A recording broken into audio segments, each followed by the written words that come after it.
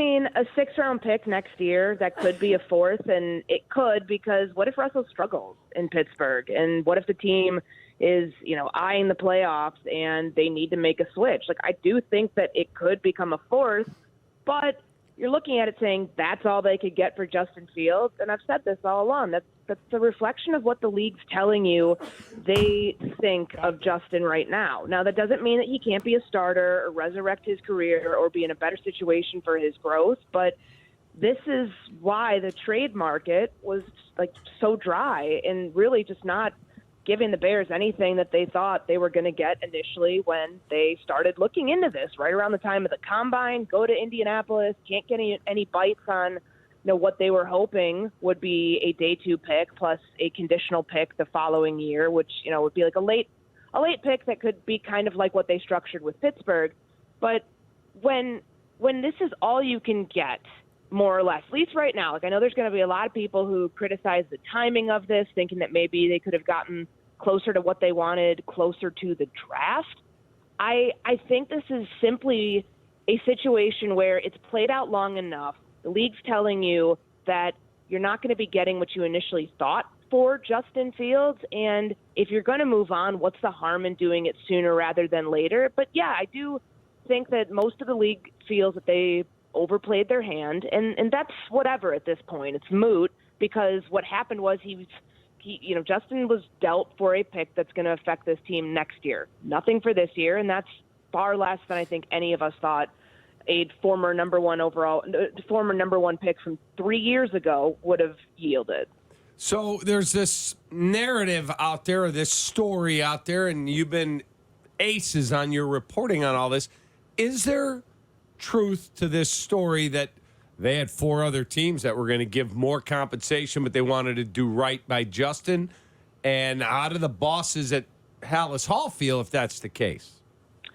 I can tell you from my reporting, so there was Pittsburgh was the offer that they end up taking. There was another offer on the table that they were considering towards the end that was a situation where there was already like a paid veteran quarterback, and Justin wouldn't have had a good path to potentially starting again at one point.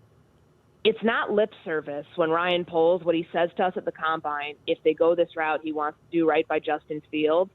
That's very much what happened here. In the Bears taking less to be able to put somebody that they universally respect, but they're choosing ability over likability right now.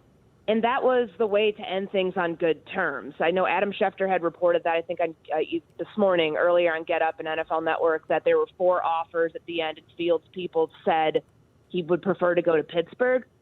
The Pittsburgh offer was not, from my understanding, not as good as what they could have gotten had they taken this other offer. But that would have put Justin behind somebody that was very likely to not be giving up that job potentially in a year, or maybe even if a quarterback competition plays out where the incumbent starter or the new starter struggles, that Fields could have a path to playing this year. You don't see it this often because usually the team's going to do what's right for the team. Business is business. But there's a lot of factors here, and I don't think that if you look at it through that lens and taking Ryan Poles at what he's told us every step along the way, this backs the original notion of what he said on February 27th, that he wanted to do right by Justin, not have him live in limbo. Well, he aced both of those things because it's March 18th, not the day of the draft, and Justin knows where he's going to be playing next year.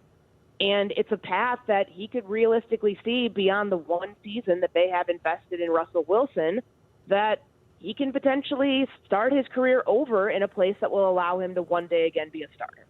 Courtney, now that Justin Fields is gone, can you pinpoint a game in which someone, through your sources, said, okay, that's enough? Because there had to be some time for Poles or someone within the organization to look at that certain game in the 2023 schedule and say, yep, he's not it. I don't know if there was a certain game. I really don't. I think it's the body of work that there's glimpses, there's glimmers of hope, but there's never a fully polished product. Had he come back from the thumb injury, and had he had multiple games where he's throwing for 300 yards, and I'm just putting these figures out there. Like I have not, these are not like concrete like numbers that he had to hit, but had he shown more growth as a passer, had the team won a couple more games, and of course, those 3 losses that they had last season by double digits, like blowing double-digit leads in the fourth quarter, that's not all on him. But back in like November, when he was coming back to play against the Lions, I remember going on SportsCenter and talking about what I had heard through my reporting about what they're evaluating. And that's, to know whether he was going to be the guy going forward. Those fourth quarter numbers, the turnovers in the fourth quarter, the sack numbers, the interceptions, the situational football stuff that you have Matt Eberflus talking about up at the Combine a couple weeks ago about what he values most in a quarterback. Justin showed some of that, but it wasn't consistent enough to know that you could trade the number 1 overall pick again and build around him. Like, that just was not in play, because the Bears couldn't go off of a projection, more or less. Okay, we saw some growth here. In 2024, it'll be better. No, at some point, you've got to put a complete game together and do it multiple times in a row. And they just truly ran out of time with Justin Fields in order for him to do that. And they, hope for him that he'll be able to have that opportunity in Pittsburgh, but not right now, not 3 years into this rebuild, where year 3 is so pivotal, and they have to start showing signs that they can win games and have a quarterback that's the reason they win games. Yeah, I guess what I'm wondering is, I would agree with you. Ultimately, when you make a decision like this, it's because of the body of work. Courtney, I was just wondering, for instance, if the Bears would have stayed on a roll and they won against the Browns at Cleveland, and that big game, what I thought was a big game for the Bears against the Packers, because it could have been the Bears knocking the Packers out of the playoffs. If the Bears win at Lambeau, I wonder, does it change or is it the same scenario? Because it does come down to wins and losses. There's no question. I think it stays the same. I really do, because, a lot of things can change. This is a day-to-day, week-to-week league in the NFL, but ultimately you have to be projecting out 3 to 5 years from now and seeing where this team's going to be after year 3 of this regime. Like, if they go from 7 wins to 9 wins to however many after that, is it because staying with the quarterback that you had for the first 3 years, who was not in a great situation? I don't think there's going to be anybody at Hallis Hall that tells you that Justin was set up for success 100% of the time. He wasn't. That's factual, but it's a product of bad timing. It's like ships passing. It just sometimes plays out that way. Life isn't fair. And I know that that's really hard for a lot of people to stomach, but that's frankly what happened here. And I don't know that if they would have, it's all about the quarterback class that they're evaluating right now. And what they're telling you through their actions is that they think whoever they take, number 1, if they trade back a pick, whatever it is, they're taking a rookie quarterback, that rookie quarterback's going to put them in better position to have sustained success with the roster and infrastructure around him than keeping Justin Fields, because it gets expensive. Like, remember, he's at the end of his rookie timeline right now. That's a $25.7 million fifth-year option. The whole notion of, just trade the pick for a haul and build around Fields. Well, eventually you got to pay those guys too, right? Like, if your quarterback's eating up a massive piece of the pie, that makes it incredibly difficult. That's another thing they had to consider when deciding to move off of Fields and go to a rookie. So what is next, Courtney, for Caleb Williams? I know there's a pro day on Wednesday. Take us through that process. Do you see a scenario where he isn't the guy? So the pro day is Wednesday. They'll have a big contingent out there. They sent 8 to Oregon last week, but that's, Ryan Poles didn't get to go because he's in the middle of free agency. So he'll get to go. Ian Cunningham will get to go. Matt Eberflus, Shane Waldron, Gary Joseph, blah, blah, blah. Like, they'll have a lot of people there, as they should. I mean, that's going to be probably the most well-attended pro day by a lot of different teams. I mean, we see these things every single year, but now that the deck has been cleared, all of the focus is about the draft. And ultimately, I think they take Caleb Williams at number 1. It's aligned that way, and very clearly they did not feel that they had to get his medical, which he'll give the Bears when he comes for the top 30 visit, before trading Justin Fields. Clearly, from their research, from all of the work that they're putting in behind the scenes and knowing this prospect, they know everything about, like all these teams do. They know everything about you by the time you're drafted.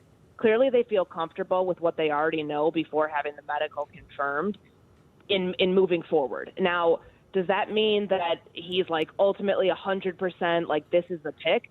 If there's an unforeseen circumstance, if they find out anything like either with him, with anybody else that like alters their opinion, I could see them trading back a spot. or two, but you have to be so careful in how you play this if you're Ryan Poles, if you're going that route. Remember, the Giants are sitting there at 6. They're probably drafting a quarterback or trying to move up to do so. There's Minnesota, who you have to watch come speeding up the draft board with the 11th and 23rd pick to try to get in the top 2 or 3. Like, the Bears get to control this, though, so there shouldn't really be much anxiety if you're inside that front office, because if you want Caleb Williams, you go get Caleb Williams because you're there at number 1. But it would not shock me if they moved back a pick or 2 if there was a scenario for them to do that and still get the quarterback they covet. I don't think it would be Caleb Williams at that point, but maybe it is a Jaden Daniels or someone else that, over the next weeks till the draft, they get to, hone in on and really decide, who they're going with. Courtney, from the Steelers' standpoint, with Justin Fields now being part of Pittsburgh, how likely is it for Justin Fields to get 51% of the snaps at quarterback, just based on what Russell Wilson is in the autumn of his career and Justin Fields being in a new uniform? Well, we saw Russ get benched last year. A lot of that was contractual, and I know that was a bad situation because they went on a little bit of a winning streak there. But if, Pittsburgh was, despite having crappy quarterback play and crappy offensive coordinating last year, Pittsburgh was a playoff team. And I don't see a situation where if they are in the same situation they were in last year and the quarterback's holding them back, if that's Russell Wilson, they have so little invested in him. Why just, stick with that guy just for basically out of principle? No, like they're going to go, this gives them the best opportunity to go with the best quarterback available. Now, Fields is going in there as a backup. So that means training camp, practices, the whole thing. Week 1, it's probably Russell Wilson. But if he's regressing in play, if what we saw happen the last 2 seasons in Denver becomes more of the norm instead of, wow, is this an outlier? Like, what happened to the guy from Seattle? All those questions we were asking ourselves, then it's likely that Fields would get more time to develop if he's at that point. Like, remember, there's a lot that they have to still fix with his game that the Bears just ran out of time to do. And now that Pittsburgh has a new offensive coordinator, so they're setting up the clock there for Arthur Smith, whether it's, with Russell Wilson, with Justin Fields, this is the bridge situation, so then they can go get their quarterback, their franchise guy of the future, eventually, if it ends up being not one of these guys. And we know Russ is closer to the end of his career than Fields is, and maybe Justin does have that opportunity. It will still be a better situation because it's not like he has Jalen Hurts ahead of him, and Philly was one of those teams that was eyeing Justin as a backup. Or maybe, another situation where there's an incumbent starter who very clearly you can envision doing this for a long stretch of time that would give Justin no chance. But I do think it's likely at some point that he'll see the field this year. Just in what capacity, that all depends on how well Russell Wilson plays. Hey, before we let you go, is there any chance in your mind that the Bears take the 9th pick and go, hold on a second now, if we put the Carolina 2 with it, we can go up and get Marvin Harrison at 5 if quarterbacks go 1, 2, 3, 4. Do you see them staying there? I don't see them staying there, but I also don't think they're going to, move up. I think that they're going to move back from 9. Remember, there's a massive gap right now between 9 and 75. That's the opportunity to do it. Now, are other teams looking at that calling your bluff because they know that you have 4 draft picks to work with right now, one of which is going to be allocated towards the quarterback?